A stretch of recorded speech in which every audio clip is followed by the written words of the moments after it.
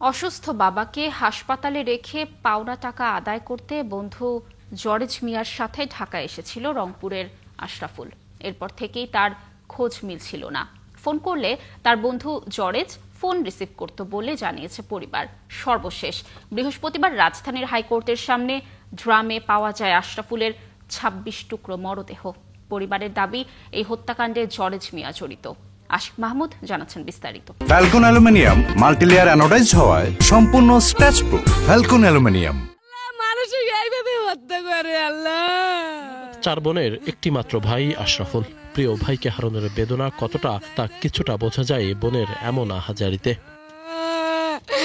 ২৬ খণ্ড করা আশরাফুলের মরদেহ বুঝে নিতে ঢাকা মেডিকেলের মর্গে আসেন পরিবারের সদস্যরা। সেখানেই এই হৃদয় বিদারক দৃশ্য। স্বজনদের কান্নায় ভারী হয়ে ওঠে আশপাশ। আমার বোনটার এখন কি হবে ভাই? আমার ইতিম বাচ্চা গেলে কি হবে?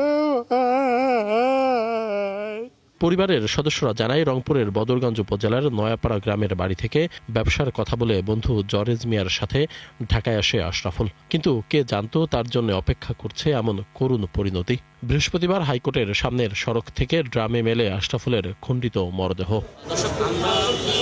জারেজ ভাই সহ আসছে আর কি, একসঙ্গে ওরা ঘোরাফেরা, একসঙ্গে সম্ভবত ব্যবসাও করে। জারেজ নাকি আগে বিদেশে ছিল, এখন ওর সঙ্গে ব্যবসা করতেছে আর কি। এখন কালকে নাকি ওকে ফোন দিছিল আমার বাসা থেকে কোন ভাই, প্রথমে নাকি জারেজ ভাই মানে সন্দেহমূলক যে ওই রিসিভ করছে, ওর কণ্ঠ বোঝা গেছে।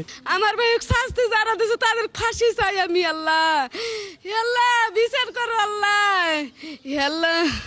এই ঘটনায় রাজধানীর শাহবাগ থানায় অজ্ঞাতনামাদের আসামি করে মামলা করেছে পরিবার। ঘটনার পর থেকেই সন্দেহভাজন জরেজ মিয়া পলাতক। পুলিশ বলছে, হত্যার রহস্য উদ্ঘাটন ও আসামি গ্রেপ্তারের চেষ্টা করছেন তারা। একটা মানুষ খুন হয়েছে, ২৬ টুকরো করে কেটে ফেলেছে।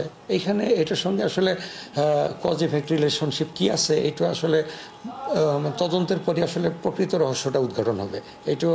এটা আমরা আসলে আরেকটু সময় গেলে হয়তো আমরা এটা ক্লিয়ার করতে পারবো আপনাদেরকে। নিহত আশরাফুল ভারত ও মিয়ানমার থেকে পেঁয়াজ ও আলু আমদানির ব্যবসা করতেন বলে জানায় তার পরিবার। আশিক মাহমুদ, ৭১, ঢাকা।